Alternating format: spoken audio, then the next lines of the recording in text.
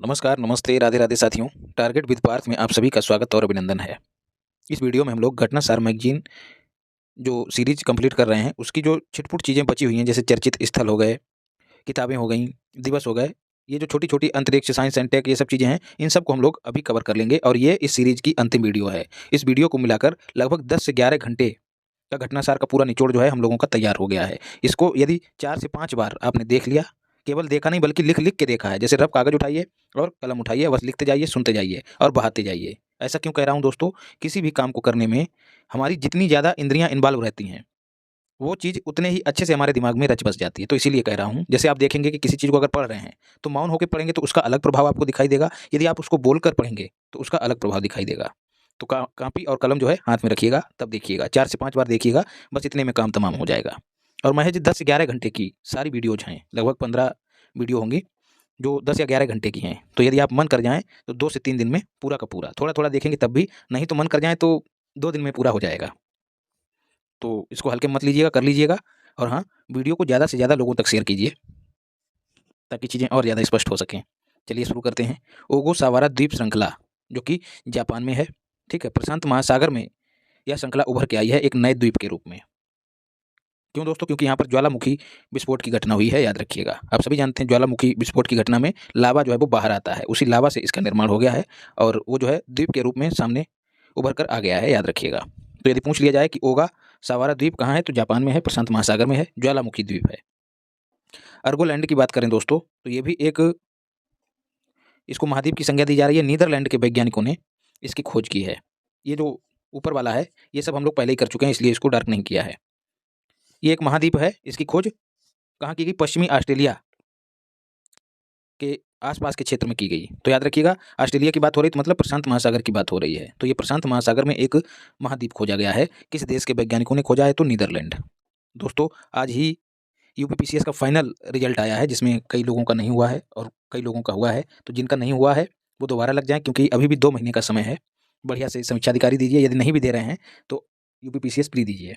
और जिन लोगों का हो गया है, उनको ढेर सारी शुभकामनाएँ। और जो लोग मेंस में ही छँट गए थे, तो उनके लिए ये जो क्षण है, ये आग में घी डालने जैसा क्षण है। मतलब इनके उत्साह की आग में इस क्षण ने घी डाल दिया है। आप लोग महसूस भी कर रहे होंगे, थोड़ा उत्साह बढ़ा होगा, चिंगारी जो है थोड़ा तेज़ हुई होगी। तो उसको जो है मद्धम मत पड़ने दीजिएगा। गोल्ड कोस्ट की बात करें दोस्तों, तो ऑस्ट्रेलिया का एक तटीय शहर है। अभी चर्चा में क्यों रहा है? क्योंकि राष्ट्रमंडल खेलों की मेज़बानी करने से, जो कि 2026 में आयोजित होने वाले थे, उनकी मेज़बानी करने से इसने मना कर दिया है। कारण क्या बताया है? कहा हमारे पास पैसा नहीं है।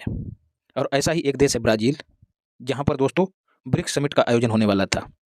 16वीं ब्रिक्स समिट का आयोजन होने वाला था, लेकिन उसने भी हाथ खड़े कर दिए। उसका भी तर्क यही था। उसके साथ एक लोचा और था। वहाँ पर इस बार 19वें G20 का आयोजन हो रहा है। तो वो कह रहा है, एक तो पैसा नहीं है, दूसरा हमारे पास और भी संसाधन कम है, क्योंकि हम 2-2 सम्मेलन एक साथ नहीं कर सकते हैं। तो इसलिए जो ब्रिक्स समिट है, उसका आयोजन रूस में हो रहा है। पिछली क्लास में आपको ये सब चीज़ें बताई हैं। मुगल की बात करें दोस्तों, तो ये तेलंगाना में एक स्थान है। मुलुग भी कहें, मुलुग है कि मुगल है, देख लीजिएगा। जो भी है, आप समझ जाइए इसको। यहाँ पर समक्का सरक्का केंद्रीय जनजाति विश्वविद्यालय की स्थापना की गई है और ये नाम जो है यहाँ की आदिवासी देवी समक्का और सरक्का के सम्मान में रखा गया है। जैसा कि नाम से जाहिर है, ये आदिवासियों को समर्पित विश्वविद्यालय है, तो इसका उद्देश्य उन्हीं की शिक्षा दीक्षा को बढ़ावा देना होगा, याद रखिएगा। कोया आदिवासी समुदाय किस राज्य में है? तो याद रखिएगा, तेलंगाना में है। पूछ लिया जाता है, कोया आदिवासी समुदाय किस राज्य का है? तो तेलंगाना का है। इस पर प्राचीन काल में 13वीं सदी में कर लगाया गया था, कोया आदिवासी समुदाय पर। तो इनके खिलाफ जो है, यही महिला जो समक्का सरक्का है, कर लगाने वाले शासकों के खिलाफ खड़ी हुई थी और एक आंदोलन का रूप दे दिया था इन्होंने, विरोध को। तो इसीलिए कोया आदिवासी समुदाय को याद रखिएगा और समक्का सरक्का को याद रखिएगा। कहाँ? तेलंगाना। धोर्डो की बात करें दोस्तों, गुजरात में है। अभी क्यों चर्चा में रहा है? United Nation World Tourism Organization ने एक रिपोर्ट जारी की, एक सूची जारी की, जिसमें इन्होंने 2023 में बेस्ट टूरिज्म विलेज 2023 के तहत कच्छ जिले के धोर्डो गांव को सर्वश्रेष्ठ पर्यटन गांव के रूप में चुना है, याद रखिएगा। लगभग 54 गांव थे, उनमें से एक भारत का चुना गया है, याद रखिएगा। इसके अलावा 20 गांव और भी सूची में शामिल हैं, जिनमें मध्य प्रदेश का मांडला जो है, वो मांडला गांव भी शामिल है, याद रखिएगा। ये फैसला कहाँ लिया गया? तो UNWTO की बैठक हुई उज्बेकिस्तान की राजधानी समरकंद, यहाँ पर ये फैसला लिया गया, याद रखिएगा। उधमपुर क्यों चर्चा में रहा है दोस्तों? जम्मू कश्मीर का एक रेलवे स्टेशन है, इसका नाम बदल दिया गया है। शहीद कैप्टन तुषार महाजन इसका नया नाम दे दिया गया है। नया नाम कर दिया गया है। इसके साथ ही दोस्तों उत्तर प्रदेश में भी 3 स्टेशनों के नाम बदले गए हैं। आपको यूपी स्पेशल में करा दिया है, तो उनको भी याद रखिएगा। तो ये नया नाम जो है कैप्टन तुषार महाजन कर दिया गया है, किसका? उधमपुर रेलवे स्टेशन का।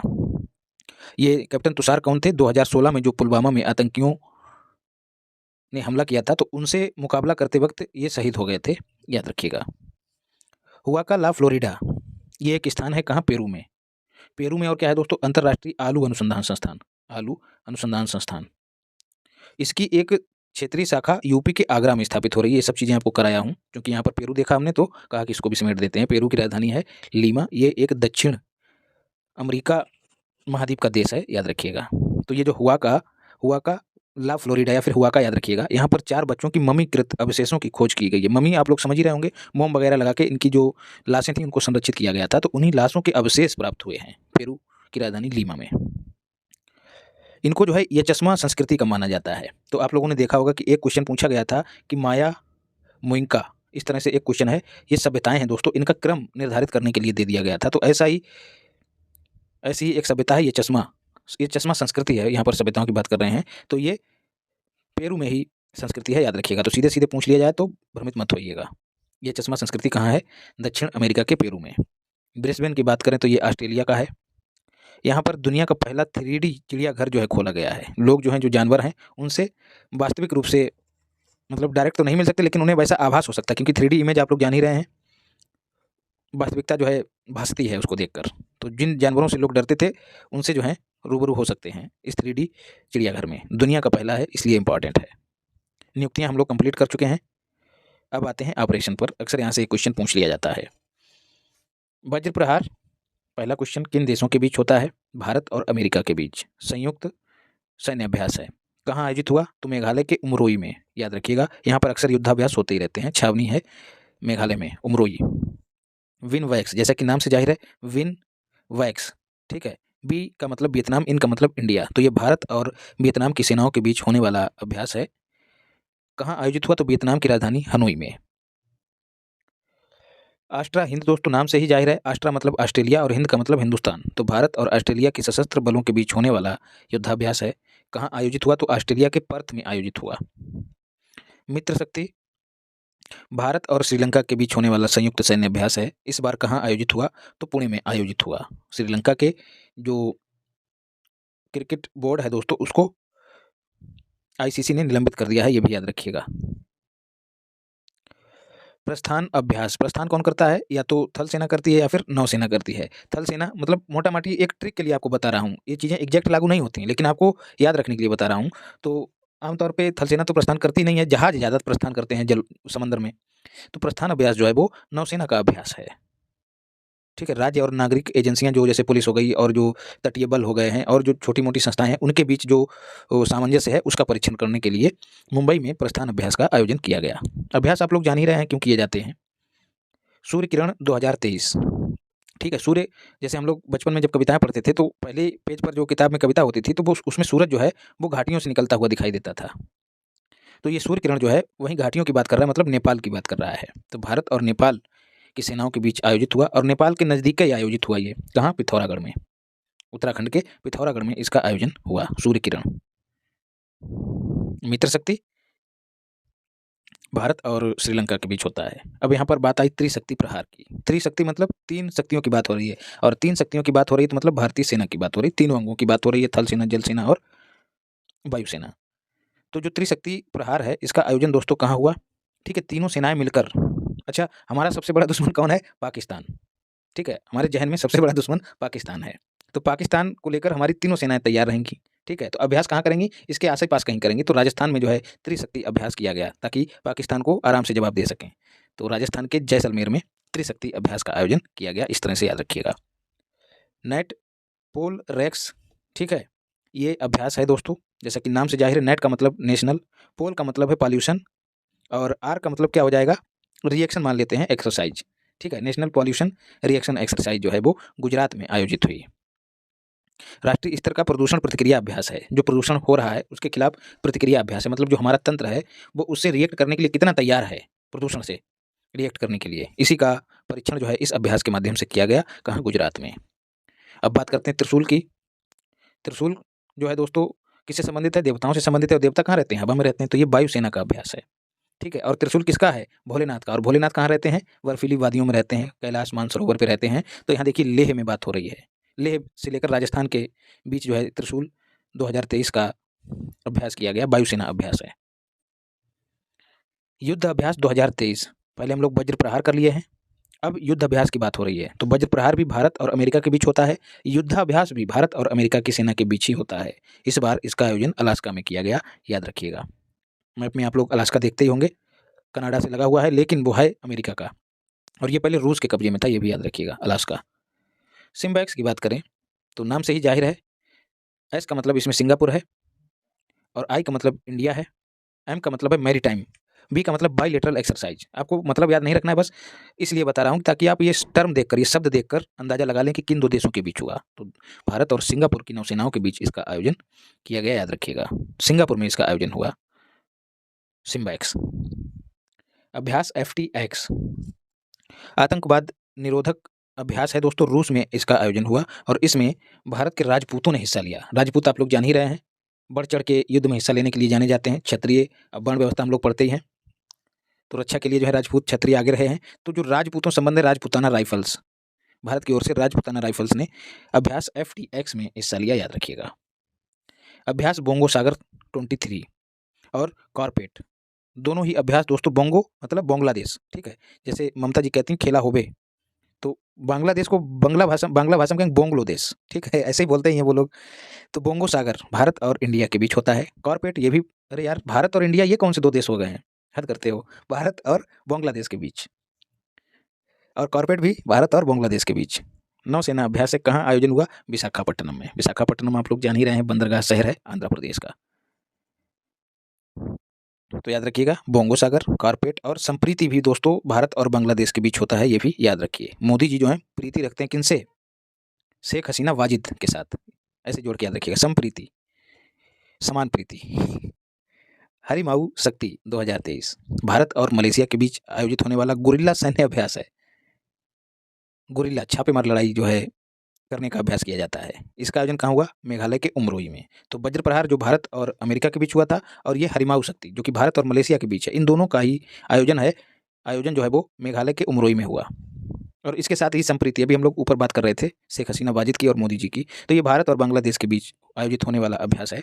तो ये जो तीन अभ्यास हैं, संप्रीति, वज्र प्रहार और ऊपर हरिमाऊ शक्ति, इन तीनों का आयोजन जो है मेघालय के उमरोई में हुआ, याद रखिएगा।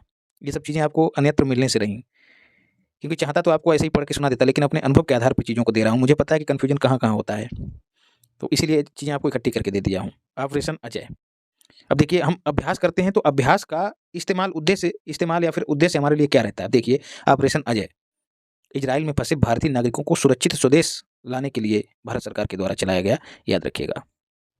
और ऑपरेशन आयरन सॉर्ड जो है दोस्तों, इजराइल ने चलाया किसके खिलाफ?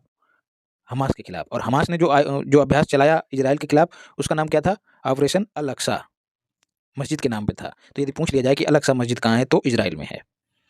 तो ऑपरेशन अजय, ऑपरेशन अल अक्सा, ऑपरेशन आयरन सॉर्ड, इन तीनों को याद रखिएगा। तो देखिए, यदि हमारे सैनिक जो हैं घरेलू स्तर पर अभ्यास ना करते, तो वहाँ से निकालने में कैसे सक्षम हो पाते? ऐसा ही और देखते हैं ऑपरेशन दोस्त।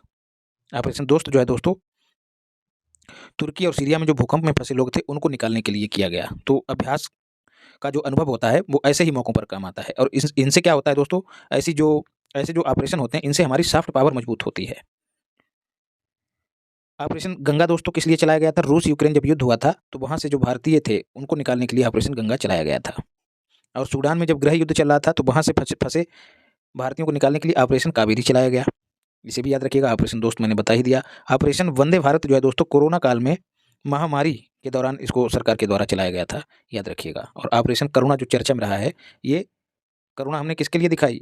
म्यांमार के लिए, ठीक है। म्यांमार जो कि ब्लैक लिस्ट में शामिल है, किसकी? फाटअप की, फाइनेंशियल एक्शन टास्क फोर्स। तो म्यांमार पर मार पड़ रही थी किसकी? मोचा चक्रवात की। मोचा मोचा चक्रवात, मिचोंग भी आया है। मोचा चक्रवात की मार से बचाने के लिए हमने ऑपरेशन करुणा को जो है अंजाम दिया, कहाँ? म्यांमार में, ठीक है, लोगों को मदद पहुंचाने के लिए। ऑपरेशन सजग भारतीय तटरक्षक बल का तटीय सुरक्षा अभ्यास है। कोई अनहोनी हो जाए, सुनामी आ जाए, या कोई और घटना घटित होने वाली हो या घट जाए, तो उस समय हमारे जो बल हैं, तटरक्षक बल हैं, वो कैसे रिएक्ट करें, तो उसी के लिए जो है ये ऑपरेशन सजग जो है आयोजित किया गया पश्चिमी तट पर।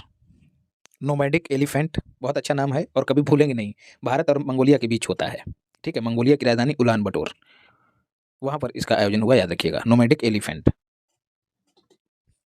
Gym max Japan India maritime exercise, Bharat और जापान की नौसेनाओं के बीच आयोजित हुआ।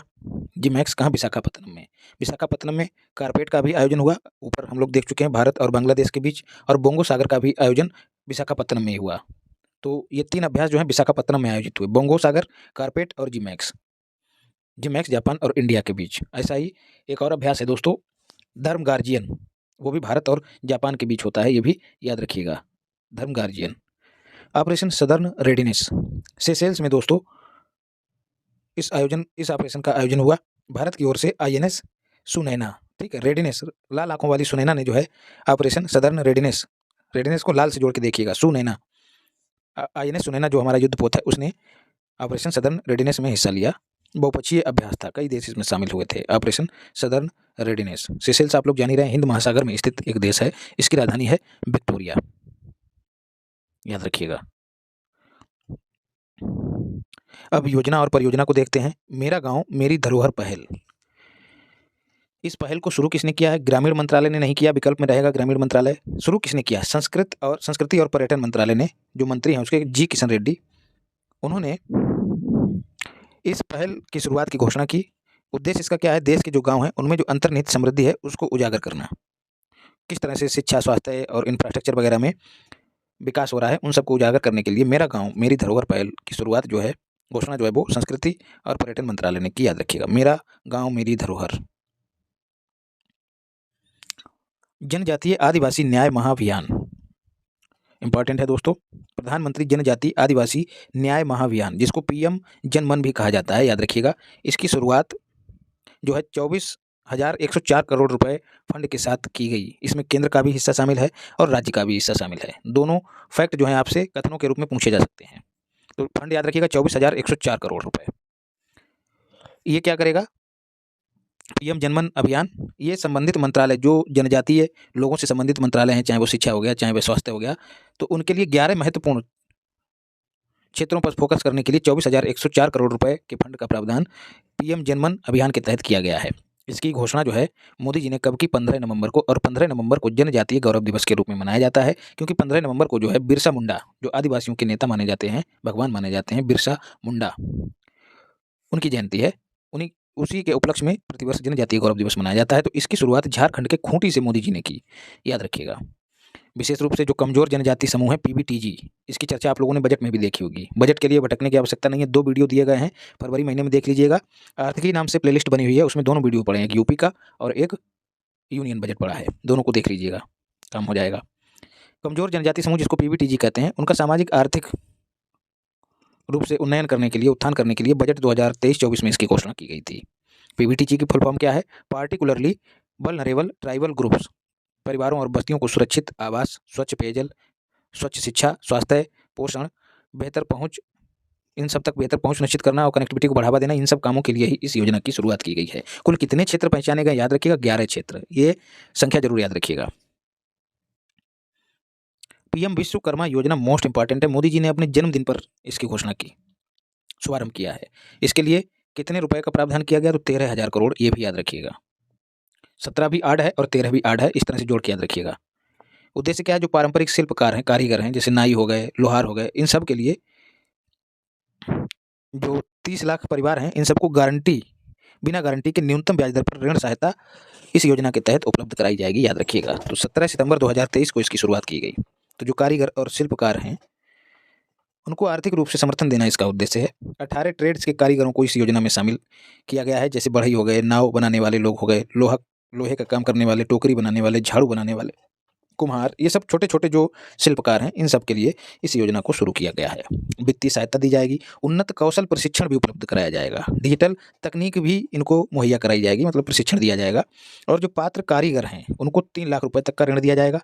उस पर एक तो आपको ये 3 लाख याद रखना है, उसके बाद 5% की दर पर ब्याज की दर पर जो है इन्हें ऋण उपलब्ध कराया जाएगा, याद रखिएगा। तो ये 5% भी याद रखना है। और कहा गया है कि जो ब्याज है उसमें 8% की ब्याज सब्सिडी सरकार देगी। तो 5% का ब्याज जोड़ा जाएगा, जितना बनेगा उसमें से 8% जो है वो सरकार सब्सिडी के रूप में दे देगी, तो वो भी भार कम हो जाएगा। यदि ये 3 लाख का लोन चुकता कर दिया तो इसको चुकता करने के बाद नहीं 3 लाख टोटल है, 1 लाख पहले दे दिया जाएगा। यदि 1 लाख का पुनर्भुगतान आपने कर दिया तो 2 लाख रुपए का अतिरिक्त ऋण दिया जाएगा, याद रखिएगा। 5 दिनों की ट्रेनिंग भी दी जाएगी और इस ट्रेनिंग के दौरान 500 रुपये पर डे भुगतान भी किया जाएगा, याद रखिएगा। और डिजिटल लेन-देन को बढ़ावा देने के लिए 1 रुपये प्रतिदिन, 1 रुपये प्रति लेन-देन तक का इंसेंटिव 100 लेन-देन तक किया जाएगा, मतलब 100 रुपये जो हैं मिल जाएंगे जब ये लोग जो हैं डिजिटल लेन-देन करेंगे। तो ये हो गया है विश्वकर्मा योजना। अब मेरी माटी मेरा देश अभियान 31 अक्टूबर 2023 को गृह मंत्री सरदार वल्लभ भाई पटेल जी की जयंती के अवसर पर इसका समापन हो गया। सभी राज्यों से मेरी माटी मेरा देश अभियान के तहत कलश में मिट्टी भर भर के लाई गई थी, जिसको दिल्ली के कर्तव्य मार्ग पर लेकर लोग पहुंचे और वहां पर राष्ट्रीय युद्ध स्मारक के पास एक भव्य अमृत वाटिका की स्थापना जो है वो की गई। भारत की समृद्ध विरासत का जश्न मनाना इसका उद्देश्य था। एकता और प्रगति की भावना के साथ राष्ट्र के नायकों के प्रति लोगों में श्रद्धा को बढ़ावा देना, ये सब इसका उद्देश्य था। मोटा माटी कहें कि देशभक्ति की भावना को उठाने के लिए, बलवती करने के लिए यह कदम उठाया गया था। 9 अगस्त 2023 को आज़ादी का अमृत महोत्सव के हिस्से के रूप में इसकी शुरुआत की गई थी। मोस्ट इंपॉर्टेंट चीज़ ये है, एक तो आपको ये डेट याद रखनी 9 अगस्त 2023 और उधर 31 अक्टूबर 2023, दोनों डेट याद रखनी है। कौन सा मंत्रालय इसके लिए नोडल एजेंसी है? तो संस्कृति मंत्रालय। इसका नारा क्या है? मोस्ट इंपॉर्टेंट ये भी है, मिट्टी को नमन और वीरों को वंदन। मेरा युवा भारत प्लेटफॉर्म, तो मेरा युवा भारत जो है एक प्लेटफॉर्म है। इसका शुभारंभ मोदी जी ने इसी 31 अक्टूबर के दिन किया और इसी के साथ मेरा युवा नामक एक संस्थान की स्थापना को भी मोदी जी की कैबिनेट ने मंजूरी दी, ये भी याद रखिएगा। इसका उद्देश्य क्या है? प्राथमिक उद्देश्य युवा विकास के लिए संपूर्ण सरकारी मंच बनाना है। किस तरह से युवाओं का विकास हो उस पर विचार विमर्श करने के लिए एक सरकारी मंच के रूप में इस प्लेटफॉर्म को सरकार के द्वारा लॉन्च किया गया। और विशेष रूप से किशोरों के लिए बनाए गए कार्यक्रम घटकों के मामले में लाभार्थियों की जो उम्र सीमा रखी गई है वो 10 से 19 वर्ष रखी गई है, ये भी याद रखिएगा। मतलब 10 से लेकर 19 वर्ष के जो युवा हैं उनको ध्यान में रखते हुए इस मेरा युवा भारत प्लेटफॉर्म की शुरुआत की गई। स्किल ऑन व्हील्स पहल, लोकसभा अध्यक्ष ओम बिरला और जो शिक्षा मंत्री हमारे धर्मेंद्र प्रधान, इन्होंने राष्ट्रीय कौशल विकास निगम और इंडसइंड बैंक, इसको भी याद रखिएगा, के साथ मिलकर स्किल ऑन व्हील्स पहल की शुरुआत की। उद्देश्य क्या है? ग्रामीण युवाओं, मुख्यतः महिलाओं को प्रमुख डिजिटल कौशल से युक्त करना है। ठीक है, स्किल ऑन व्हील्स मतलब जो कौशल है वो पहियों पे घूमेगा, तो गांव-गांव जाकर स्किल डेवलपमेंट किया जाएगा। समितियां और आयोग हम लोग पहले कंप्लीट कर चुके हैं, इसको छोड़ते हैं, आगे बढ़ते हैं। अब बात करते हैं सम्मेलन, प्रदर्शनी, मेलों और महोत्सव की। तो सबसे पहले गपाई मोस्ट इंपॉर्टेंट है। इसका आयोजन 12 से 14 दिसंबर के बीच कहाँ किया गया? नई दिल्ली में। उद्घाटन किसने किया? मोदी जी ने। कहाँ? भारत मंडपम। ये वही भारत मंडपम है जहाँ पर G20 समिट का आयोजन किया गया। उद्देश्य क्या है? आप सभी जानते हैं, इसकी फुल फॉर्म है global partnership on artificial intelligence. तो ये एक पार्टनरशिप से संबंधित एक पार्टनरशिप है। ठीक है, तो उद्देश्य इसका वही होगा जो आर्टिफिशियल इंटेलिजेंस जो वर्तमान में खूब फल फूल रहा है, इसकी ओर हर देश अग्रसर है, इसी पर विचार विमर्श करने के लिए इसका आयोजन नई दिल्ली में किया गया। और दोस्तों, इससे आर्टिफिशियल इंटेलिजेंस की सुरक्षा को लेकर एक समिट का आयोजन कहाँ किया गया? ब्लैचले। ब्लैचले कहाँ है दोस्तों? यूके में। ये भी आप याद रखिएगा। पहला ग्लोबल प्रोफेशनल अकाउंटेंट्स कन्वेंशन, पहला है अकाउंटेंट्स, मतलब जो अकाउंटेंट्स हैं, चार्टेड अकाउंटेंट्स, उनका ये एक सम्मेलन है वैश्विक स्तर पर। इसका आयोजन कहाँ किया गया? गांधीनगर में, गुजरात में। काम आप समझ ही गए होंगे, उसी क्षेत्र पर विचार विमर्श करना था। विश्व सड़क कांग्रेस 27वें क्रम की थी। कहाँ आयोजन हुआ? यूरोपीय देश चेक गणराज्य में इसका आयोजन हुआ। इसकी थीम भी रटनी है, प्राग 2023 together, Prague 2023 together on the road again. ठीक है, कुछ ना याद रहे तो इतना याद रखना, प्राग ऑन द रोड अगेन। प्राग दोस्तों चेक रिपब्लिक की राजधानी है, याद रखिएगा। इंडिया इंटरनेट गवर्नेंस फोरम, राजधानियों और करेंसी पर एक वीडियो बना दी गई है, उसको देख लीजिएगा, आपका कल्याण हो जाएगा।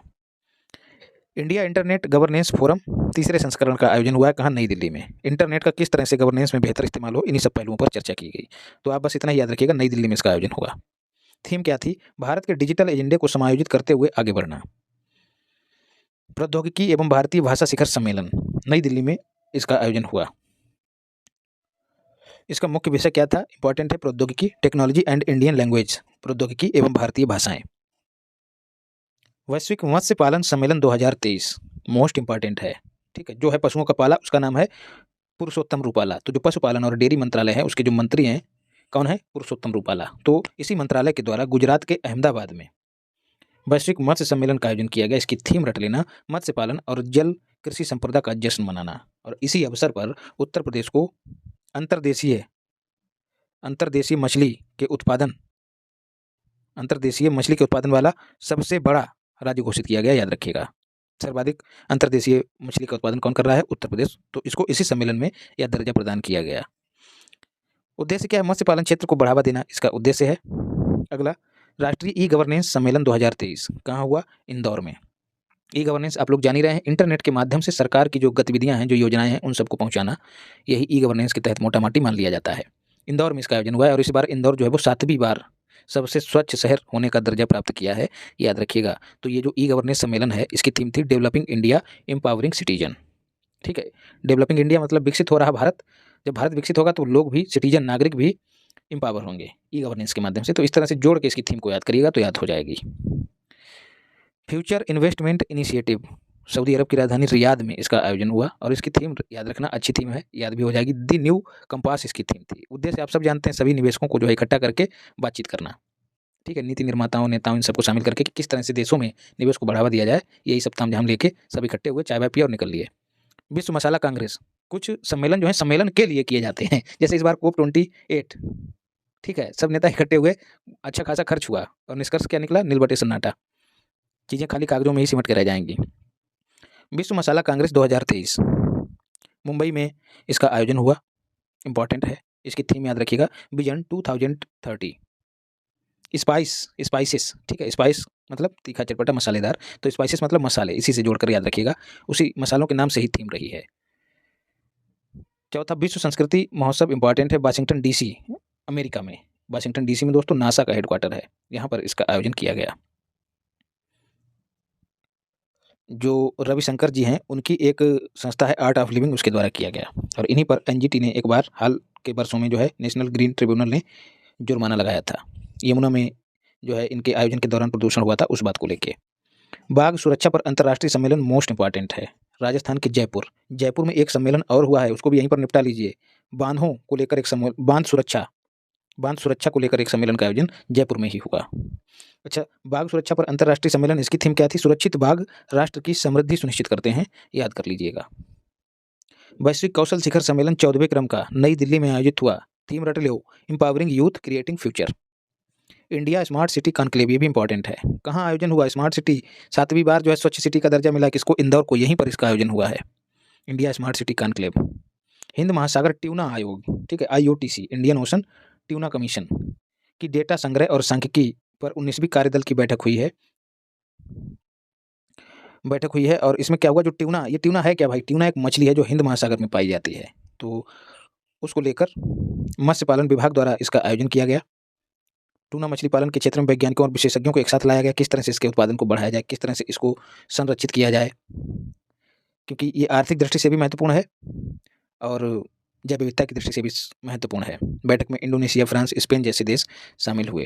हेडक्वार्टर इसका याद कर लेना है, IOTC का विक्टोरिया दोस्तों सेशेल्स की राजधानी है। सेशेल्स जो है वो कहाँ है? हिंद महासागर में। और यहीं पर दोस्तों मॉरिशस है हिंद महासागर में, ये भी एक द्वीपीय देश है मॉरिशस। तो मॉरिशस एक ऐसा देश है जिसने अभी राम मंदिर में जो भगवान राम के विग्रह में प्राण प्रतिष्ठा का आयोजन हो रहा था, उस दिन जो यहाँ के कर्मचारी हैं उनको 2 घंटे की छुट्टी देने का निर्णय लिया। तो ये महत्वपूर्ण फैक्ट है, इसको याद रखिएगा। खैर पूछा नहीं जाएगा लेकिन आप जान लीजिए, अभी आरो में नहीं पूछा जाएगा, बाकी इंपॉर्टेंट है। बाकी आप लोग अचूक मार्क सामग्री कर ही रहे होंगे, जैसा कि आपको हर बार बताता हूँ। प्रिंट निकलवाइएगा, प्रिंट निकलवा के बढ़िया से, और बस वीडियो चला के खटाखट तेज़ी से उसको पढ़ते जाइएगा। 3 से 4 बार उसको रगड़ दीजिएगा और ये घटना सारा रगड़ दीजिएगा, आपको कतई घबराने की ज़रूरत नहीं। बाकी अजट बजट पे जो छोटे मोटे वीडियो डाले हैं उनको देख लीजिएगा और उनसे आगे रहेंगे। विश्व निवेश सम्मेलन नई दिल्ली में आयोजित किया गया, पहली बार यह सम्मेलन भारत में आयोजित किया गया, इसलिए इंपॉर्टेंट है, और दिसंबर में आयोजित हुआ, इसलिए इंपॉर्टेंट है। थीम इसकी रट लेनी है, निवेशकों को सशक्त बनाना, एम्पावरिंग इन्वेस्टर्स, अंग्रेजी हमारी ऐसी ही है, थोड़ा समझ जाइएगा। निवेशकों को सशक्त बनाना इसकी थीम थी। तो आयोजन नई दिल्ली में हुआ। एक जो हुई है आयोजित वो सऊदी अरब में हुई है, लेकिन ये जो हुई है बाइफा के तहत, ठीक है, world association of investment promotion agencies के तहत, उसका आयोजन नई दिल्ली में हुआ है, याद रखिएगा। इंटरनेशनल सोलर अलायंस ये अपना अलायंस है, भारत और फ्रांस की पहल से 2015 में इसको लॉन्च किया गया था। नई दिल्ली में इसकी छठी असेंबली, ये भी याद रखना चौथी है, छठी असेंबली का आयोजन जो है नई दिल्ली में किया गया। अध्यक्षता किसने की? मोदी जी ने नहीं की भैया, हमारे जो ऊर्जा मंत्री हैं आर के सिंह, उन्होंने इसकी अध्यक्षता की।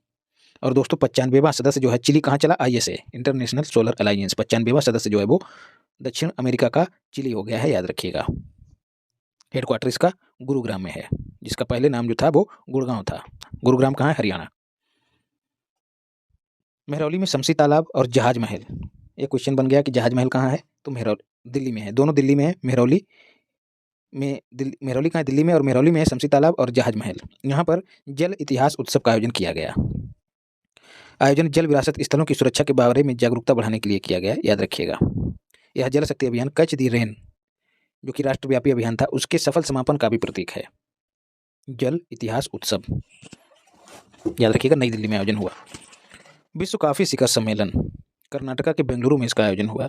यह पहली बार है जब भारत ने इस काफी सम्मेलन की मेजबानी की। इंपॉर्टेंट है, इसीलिए इंपॉर्टेंट है। चौथे क्रम का है तो 5वें क्रम का है। थीम क्या थी? सर्कुलर अर्थव्यवस्था और पुनर्योजी कृषि के माध्यम से स्थिरता।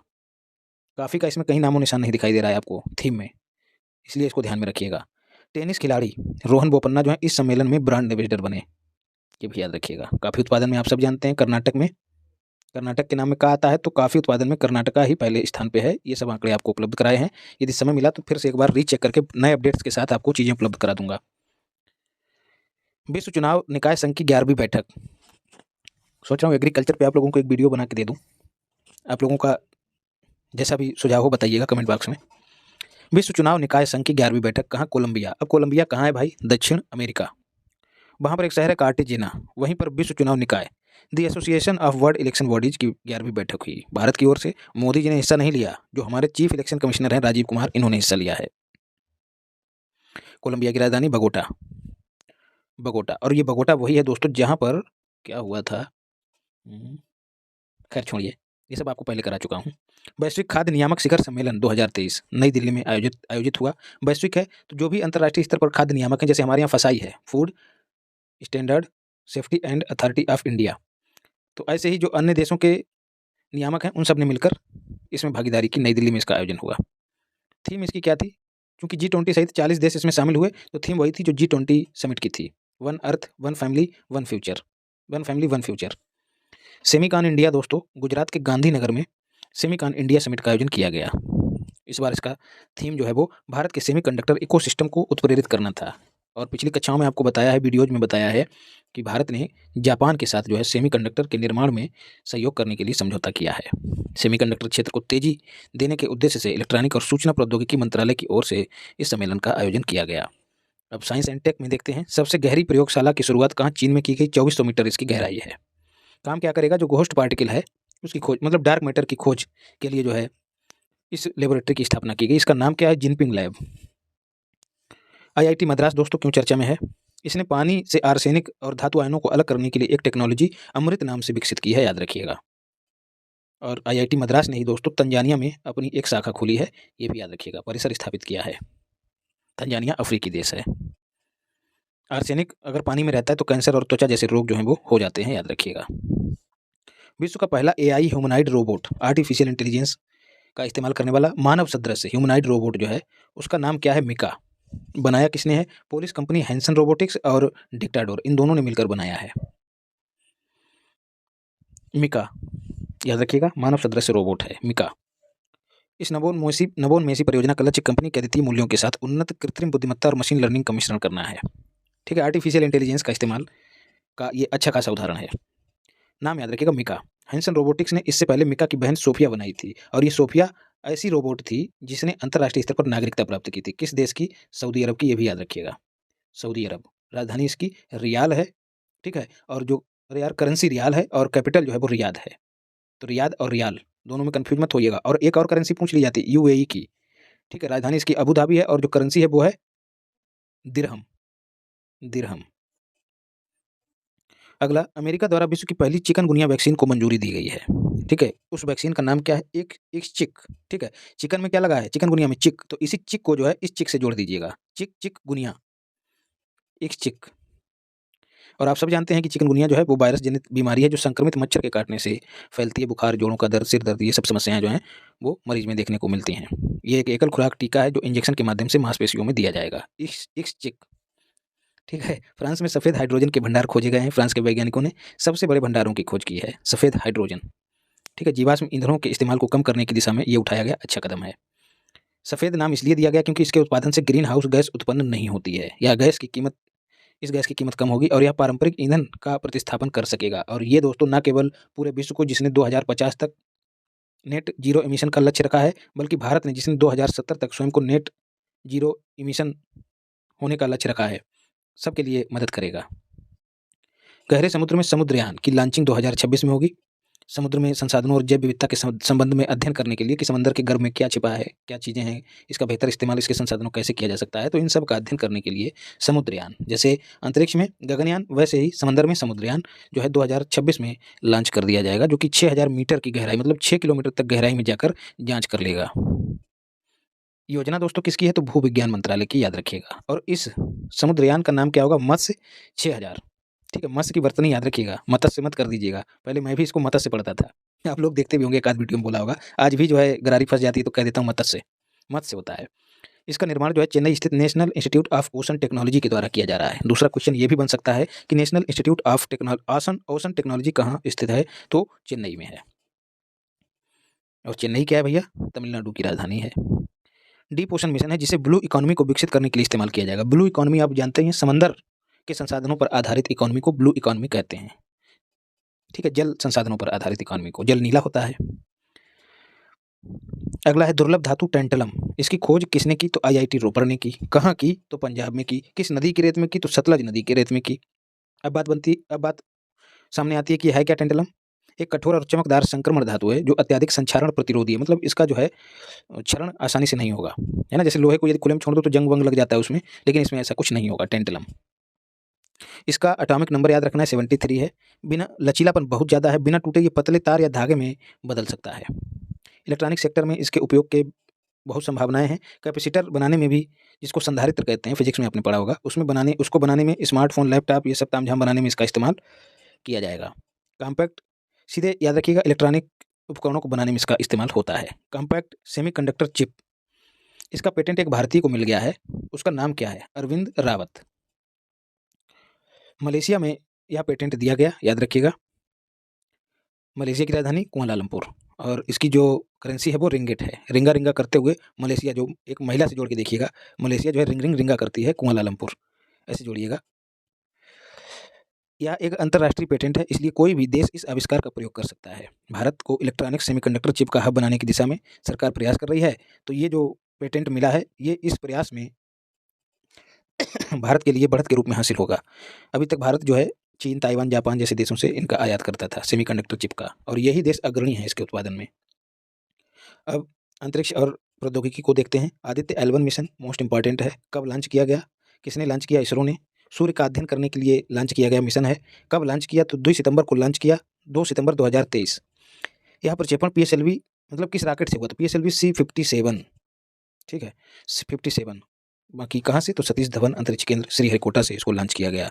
वजन इसका याद कर लेना है 1480 किलोग्राम। किस परत का अध्ययन करेगा, सूर्य की किस परत का, तो कोरोना का, ये भी याद रखिएगा। पृथ्वी से 15 लाख किलोमीटर दूर स्थित लैग्रेंज पॉइंट, ऐसा पॉइंट जहां पर सूर्य और पृथ्वी दोनों का गुरुत्वाकर्षण बल जो है वो समान हो जाता है। जब दोनों ओर से समान बल लगेगा तो ये ज़्यादा स्थिर अवस्था में पहुंच जाएगा। परिणाम स्वरूप क्या होगा, इसको जो ऑपरेट करने में ईंधन लगता है वो कम लगेगा, तो ये इसका एक अलग फायदा है। 25 दिसंबर को लैग्रेंज पॉइंट समझ गए होंगे। 25 दिसंबर को आदित्य L1 लैग्रेंज बिंदु के हैलो ऑर्बिट में प्रवेश के निकट पहुंच गया, ठीक है। बड़ा दिन जिस दिन था, क्रिसमस डे। लैग्रेंज पॉइंट, पृथ्वी, ये सब मैंने आपको बता ही दिया है। कुल 5 लैग्रेंज पॉइंट हैं, उनमें से एक है L1 जहाँ पर इसको स्थापित किया जाएगा। और इसका नाम किसके नाम पर रखा गया, इटालियन खगोल शास्त्री जोसेफ लैग्रेंज। शायद मैंने पिछली कक्षा में किसी में आपको बताया कि फ्रांस के हैं वैज्ञानिक, तो फ्रांस के नहीं है, उसमें सुधार कर लीजिएगा, ये इटली के हैं। वायुमंडल का अध्ययन करना, सूर्य का अध्ययन करेगा, कोरोना की भौतिकी और उसके तापमान का अध्ययन करेगा, सूर्य के आसपास की हवा की उत्पत्ति का अध्ययन करेगा, मतलब सूर्य का अध्ययन करेगा। सूर्य का अध्ययन करने वाली भारत की पहली अंतरिक्ष लेबोरेटरी कौन हो जाएगी, आदित्य L1। आदित्य L1 को बेंगलुरु स्थित इंडियन इंस्टीट्यूट ऑफ एस्ट्रोफिजिक्स ने तैयार किया है, ये भी याद रखिएगा। लॉन्च किया इसरो ने, तैयार एस्ट्रोफिजिक्स ने किया है। 7 जनवरी 2024 को जो है ये अपनी L1 बिंदु पर अपनी निर्दिष्ट कक्षा में पहुंच गया। कुलशेखरपट्टिनम दोस्तों इसरो का दूसरा लॉन्च पोर्ट है। अभी तक एक ही था, कहाँ? श्रीहरिकोटा, जहाँ से इसको आदित्य L1 को लॉन्च किया गया था, श्रीहरिकोटा। अब ये दूसरा बन रहा है कुलशेखरपट्टिनम। किस राज्य में बन रहा है? तो तमिलनाडु में। किस जिले में? तो थूथुकुडी जिले में, याद रखिएगा। स्पेस पोर्ट है दूसरा इसरो का। इसरो की स्थापना 1969 में हुई थी और एस सोमनाथ जो है वो उसके 10वें अध्यक्ष हैं, याद रखिएगा, 10वें। और ये छोटे रॉकेटों के प्रक्षेपण के लिए इस्तेमाल किया जाएगा। SSLV, small satellite launching vehicle. लगभग 500 किलोग्राम के उपग्रह, 500 किलोग्राम वजन के उपग्रह जो हैं इससे लॉन्च किए जा सकते हैं। तमिलनाडु के थूथुकुडी जिले में कुलशेखरपट्टनम पहली शताब्दी ईस्वी का एक प्राचीन बंदरगाह था। तो ये भी याद रखिएगा कि कुलशेखरपट्टनम जो है वो बंदरगाह नगर है। इसरो के पास एक, ये हमने पहली बात कर ली है। अब अगला आर्टिकल है बेनू एस्टेरॉयड। ठीक है, क्षुद्र ग्रह की बात हो रही है और आप सभी जानते हैं कि क्षुद्र ग्रह वह चट्टानी टुकड़े हैं जो ग्रह का रूप नहीं ले सके, जो मंगल और बृहस्पति की कक्षाओं के बीच घूम रहे हैं। तो उन्हीं में से एक है बेनू एस्टेरॉयड। इससे पत्थर के टुकड़े लाने का काम जो है नासा के एक मिशन ने किया है। उसका नाम क्या है भैया? बेनू क्षुद्र ग्रह के टुकड़े लेके आया है नासा, अमेरिका की कंपनी, जिसकी फुल फॉर्म है national aeronautics and space administration. 1956 में, 56 नहीं यार, 1958 में इसकी स्थापना हुई थी, जब हमारे यहाँ DRDO की स्थापना हुई थी। तो DRDO और नासा एक साथ स्थापित हुए थे। ये 7 वर्ष पूर्व पहले भेजा गया था। इसका नाम क्या था? ओसिरिस रेक्स, याद रखिएगा। ओसिरिस रेक्स किससे संबंधित है? तो क्षुद्र ग्रह का अध्ययन करने से संबंधित है। नाम क्या है उस क्षुद्र ग्रह का? बेनू। 2016 में इसको लॉन्च किया गया था। इससे पहले जापान की जो स्पेस एजेंसी, जिसे जाक्सा कहा जाता है, उसने हायाबुसा 1 एक मिशन को भेजा था एस्टेरॉयड इटोकावा का अध्ययन करने के लिए, और 2010 में इसने इसका अध्ययन करके एक सैंपल जो है धरती पर पहुंचाया। ऐसे ही हायाबुसा 2 मिशन, ये हायाबुसा 1 हो गया, ये भी जापान का था। अब ये हायाबुसा 2, पहला था इटोकावा का अध्ययन करने के लिए, अब दूसरा जो है रियुग सैटेलाइट, अरे यार सैटेलाइट नहीं, रियुग क्षुद्र ग्रह एस्टेरॉयड, उसका अध्ययन करने के लिए भेजा गया हायाबुसा 2 2014 में। और 2020 में जो है यहाँ से भी हायाबुसा 2 जो है वो सैंपल ले आया। तो सारे मिशनों के नाम याद रखिएगा। पहला एक्सरे पोलारिमीटर सैटेलाइट, ठीक है, किसने लॉन्च किया है? तो श्रीहरिकोटा सतीश धवन अंतरिक्ष केंद्र से इसको लॉन्च किया गया। स्वाभाविक सी बात है, इसरो ने ही इसको लॉन्च किया होगा। PSLV polar satellite launching vehicle से इसको लॉन्च किया गया। उद्देश्य क्या है? तीव्र एक्सरे के स्रोतों के ध्रुवीकरण की जांच करना। ठीक है, ऐसे याद रखिएगा कि ये एक्सरे जो नेचर में अवेलेबल हैं एक्सरे, उनका अध्ययन करने के लिए ये पोलराइमीटर सैटेलाइट लॉन्च किया गया। और इसमें जो पेलोड थे उनके नाम क्या थे? पोलिक्स और एक्स स्पेक्ट। बस इतना ही याद रखिएगा। अब अगला आर्टिकल है, इसरो के एस्ट्रोसैट ने 600 से अधिक गामा किरण विस्फोट की खोज की। गामा किरण आप सभी जानते हैं, फिजिक्स में पढ़े होंगे। इसरो की एस्ट्रोसैट अंतरिक्ष दूरबीन, ये एक दूरबीन है इसरो की, उसने जो है गामा किरणों की खोज की जो कि विस्फोट को अंजाम दे रही हैं। कहाँ? अंतरिक्ष में। न्यूट्रॉन सितारों के विलय का प्रतिनिधित्व करती हैं ये गामा किरणें। इसरो ने इस एस्ट्रोसैट को 2015 में लॉन्च किया था। ये अपना जीवन काल पार कर चुका है और अभी भी महत्वपूर्ण अवलोकन कर रहा है। तो गामा किरणों के विस्फोटों का अध्ययन करने के लिए एस्ट्रोसैट भेजा गया था, याद रखिएगा। चंद्रयान 3 का प्रोपल्सन मॉड्यूल चांद से पृथ्वी की कक्षा में लौटा। आपको पहले बताया था कि प्रोपल्सन जो मॉड्यूल होता है वो जब रॉकेट से पेलोड अलग हो जाता है तो उस पेलोड को दिशा और दशा देने के लिए, दिशा और दशा उसकी निर्धारित करने के लिए प्रोपल्सन मॉड्यूल, जिसमें छोटे छोटे इंजन लगे रहते हैं, वो जो है इंजन इसकी पेलोड की जो दशा और दिशा उसको निर्धारित करते हैं। अच्छे से बताया था, आप समझ जाइएगा। तो अब जो है जब लैंड किया हमारा लैंडर विक्रम, तो ये जो प्रोपल्सन मॉड्यूल था ये वाला, ये अलग हो गया था, ये चंद्रमा की कक्षा में घूम रहा था। तो हमारे वैज्ञानिकों ने क्या किया है कि इसको दोबारा कक्षा में लौटा लिया है, पृथ्वी की कक्षा में लौटा लिया। बस इतनी सी बात है। चंद्रयान 3 के PM का मुख्य लक्ष्य, प्रोपल्सन मॉड्यूल है यहाँ पर, PM मोदी जी नहीं है, मुख्य लक्ष्य लैंडर व रोवर को पृथ्वी के करीब 36,000 किलोमीटर ऊंचाई पर स्थापित करना था। अब इस ऑर्बिट का नाम याद रखना, जियो स्टेशनरी ट्रांसफर ऑर्बिट। एक क्वेश्चन पूछा जाता है कि ये कितनी ऊंचाई पर है, तो 36,000 किलोमीटर, ये याद रखिएगा, GTO। बाकी आपको बता ही दिया है कि क्यों लाया गया है, क्योंकि ये खाली घूम रहा था, तो इसको दोबारा इस्तेमाल करने के लिए हमारे वैज्ञानिकों ने सुरक्षित जो है वो उतार लिया है। बस इतनी सी बात है। तो ये हमारे लिए बड़ी उपलब्धि है। और इससे क्या हुआ, जो अंतरिक्ष में कचरा हो जाता, ये अगर वहीं पर इसको वापस ना बुलाते तो घूमता रहता उसी तरह से, और ये कचरे में तब्दील हो जाता, जो हमारे अन्य जो सैटेलाइट हैं उनको भेजने में, उनको संचालित करने में दिक्कत पैदा करता। तो ये सब फायदे हैं इसके, याद रखिएगा। जेम्स वेब स्पेस टेलीस्कोप ने किशोर आकाश गंगाओं का विस्तृत, किशोर मतलब जो नई नव आकाश गंगाएं हैं उनका फोटो भेजा है। जेम्स वेब स्पेस टेलीस्कोप, नाम याद रखिएगा।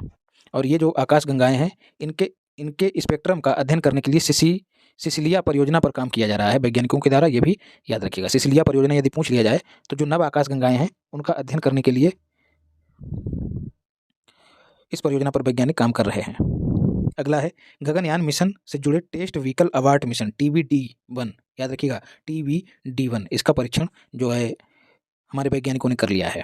ठीक है, क्रू स्पेस सिस्टम के साथ एक क्रू मॉडल को अंतरिक्ष में भेजकर वापस पृथ्वी पर लाने में हमारे वैज्ञानिक सक्षम हो गए हैं। कहाँ से उड़ान भरवाई थी? तो सतीश धवन अंतरिक्ष केंद्र से उड़ान भरवाई गई थी। तो एक तरह से कहें कि एक गगनयान का एक छोटा सा प्रयोग जो है वैज्ञानिक पर एक छोटा सा परीक्षण करने में सफल रहे। गगनयान की जो उड़ान है वो 2024 में होने को है, लेकिन जो मानव युक्त उड़ान है वो 2025 में संभावित है। तो अभी TBD-1 का हुआ है परीक्षण, फिर TBD-2 का होगा, फिर 3 का होगा, फिर 4 का होगा। तो यदि पूछ लिया जाए कि TBD-1 का संबंध किससे, तो गगनयान से है। स्पेस एक्स आप सभी जानते हैं एलन मस्क की एक कंपनी है, और इन्हीं की एक कंपनी और है टेस्ला। उसने क्या किया, 46 स्टारलिंक उपग्रह जो है स्थापित किए हैं।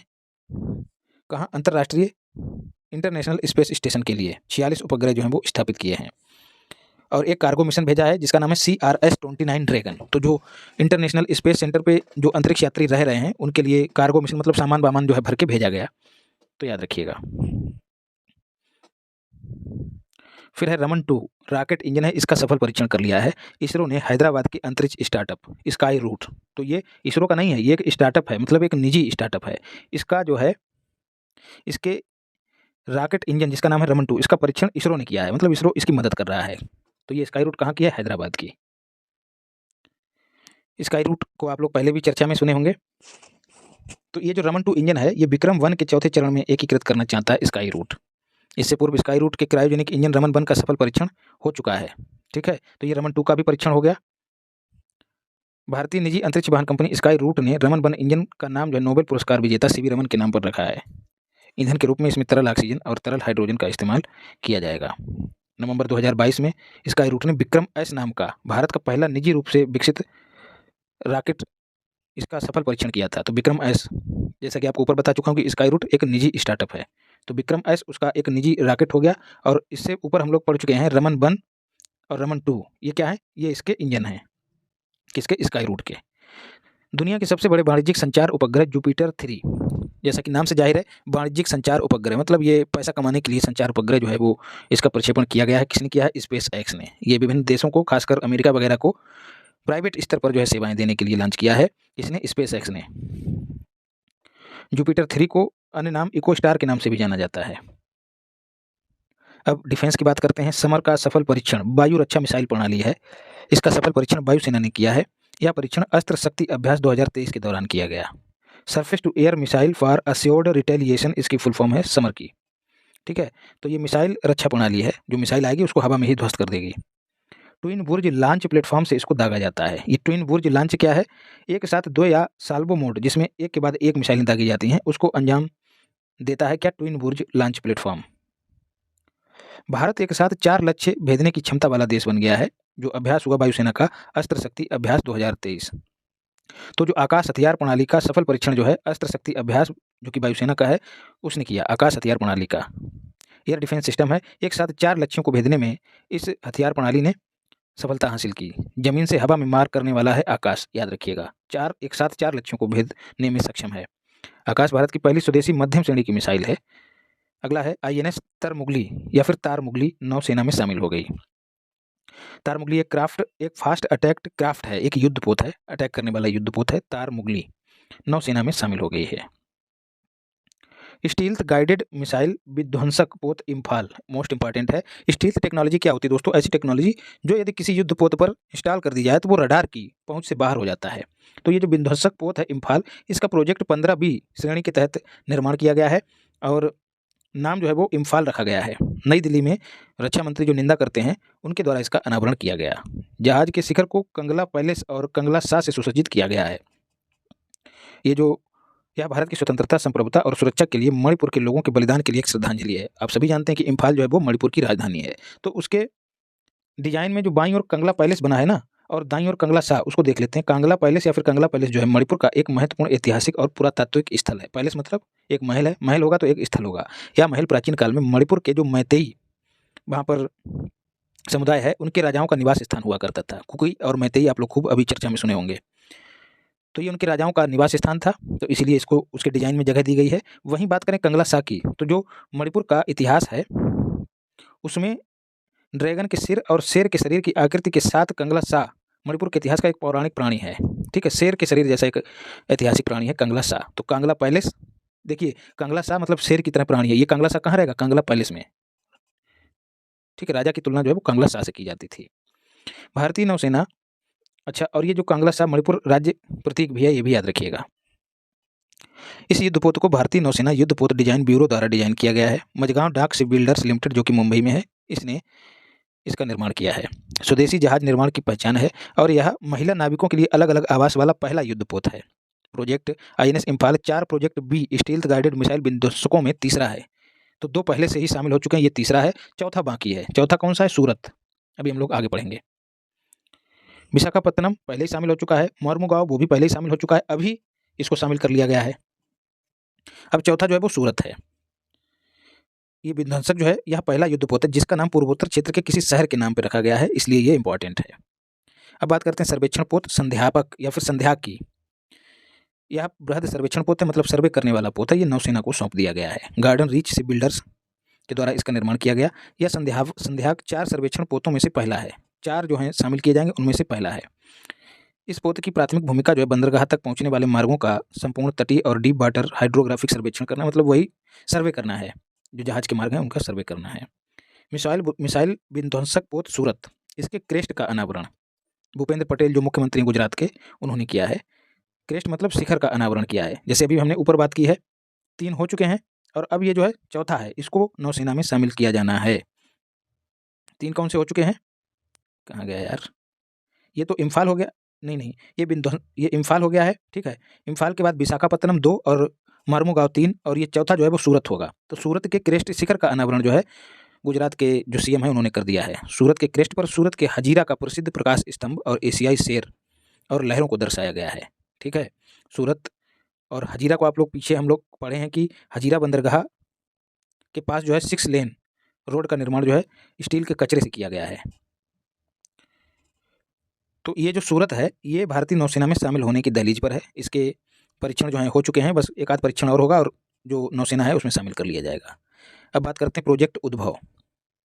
तो ये किसका है? हमारी सेना का है। हजारों वर्ष पुरानी जो हमारी संस्कृति रही है, सेना की जो संस्कृति रही है, सैन्य प्रणालियाँ रही हैं, शासन कौशल, युद्ध कला, मतलब जो सेनाएं होती थी प्राचीन काल में, कैसे सैनिक युद्ध करते थे, कौन कौन से हथियारों का इस्तेमाल करते थे। तो जो प्राचीन उपकरण हैं, प्राचीन तकनीकें हैं, उनको जो है पुनः ऊपर उठाया जाएगा और उनका वर्तमान में कैसे इस्तेमाल किया जाए, वर्तमान सुरक्षा चुनौतियाँ हैं उनसे निजात पाने के लिए कैसे इस्तेमाल किया जाए, उसी के लिए जो है प्रोजेक्ट उद्भव की शुरुआत जो है रक्षा मंत्रालय के द्वारा की गई। राजनाथ जी ने नई दिल्ली में प्रोजेक्ट उद्भव का उद्घाटन किया। विभव क्या है भैया? एंटी टैंक माइंस सिस्टम है, वही जो फिल्मों में बिछा दिया करते थे। ठीक है, हीरो जैसे पैर रखता था दग जाता था, तो ऐसी ही विभव नाम की एक एंटी टैंक माइंस है जिसका निर्माण DRDO ने किया है, याद रखिएगा। स्वदेशी एंटी शिप मिसाइल का सफल परीक्षण जो है DRDO ने किया।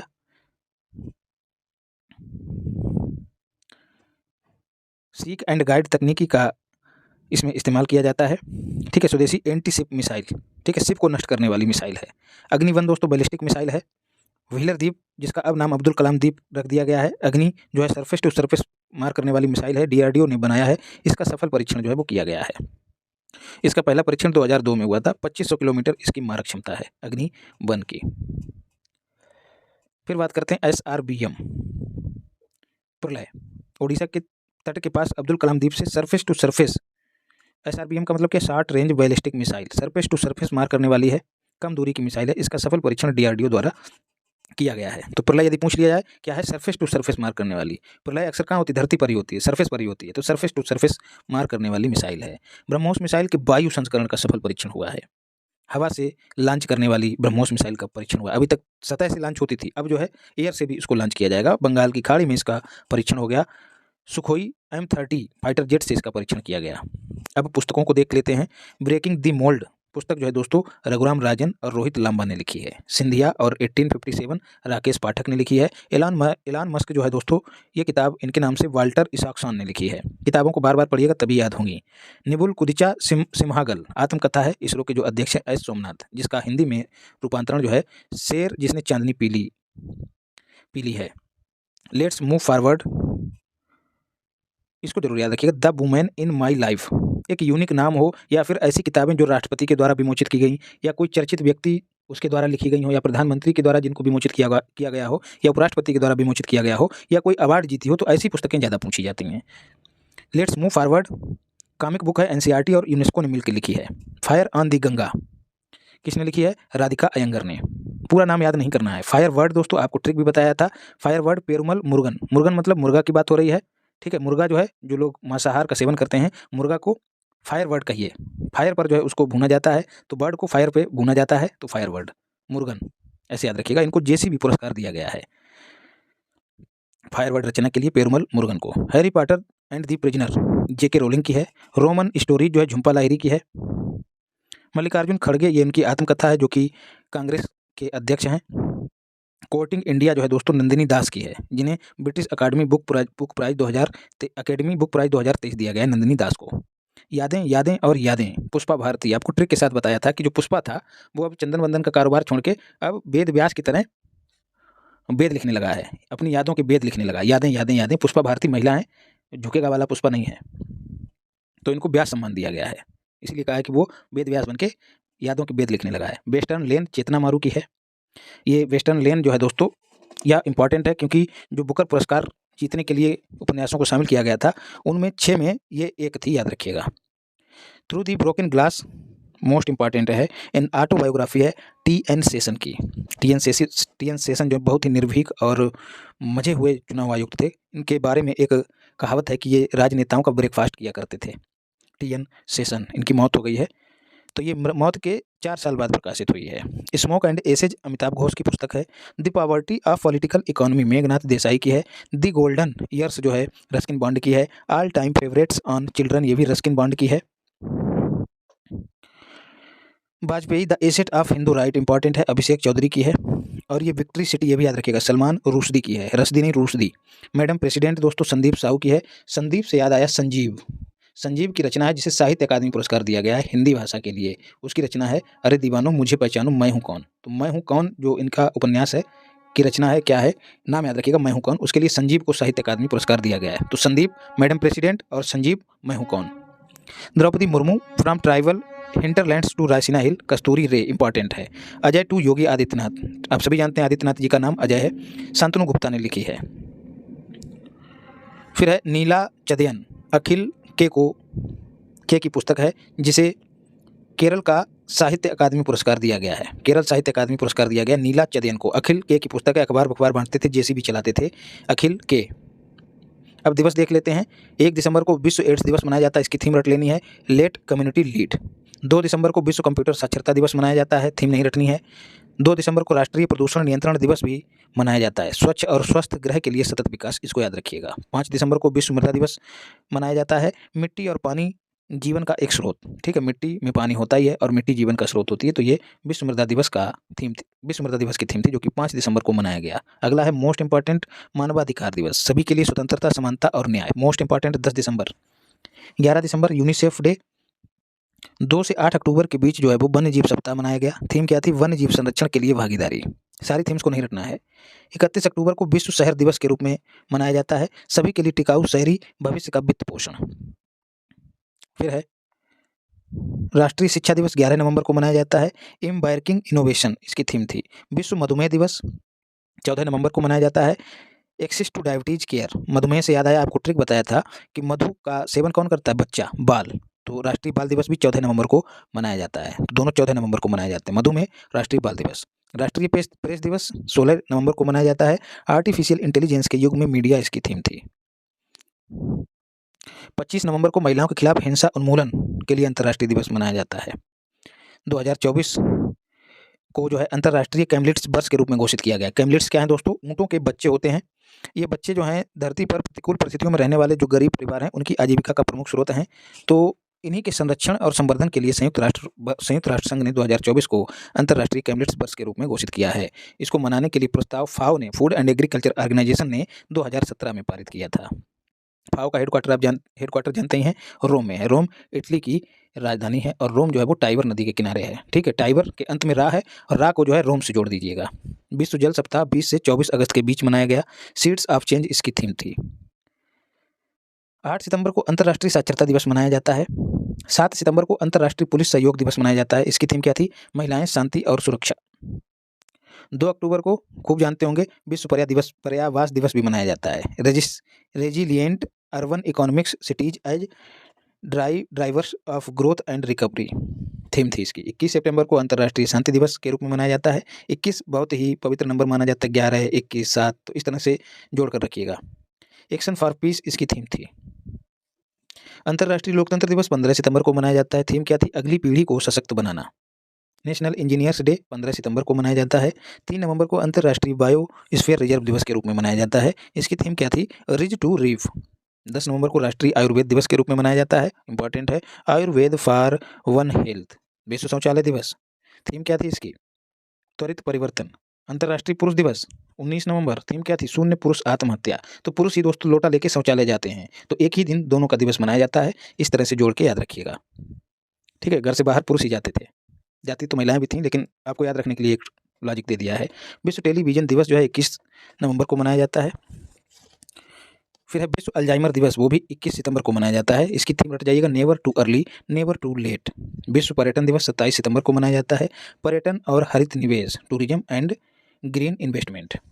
29 सितंबर को विश्व हृदय दिवस मनाया जाता है। हर दिल के लिए दिल का उपयोग करें, बहुत अच्छा।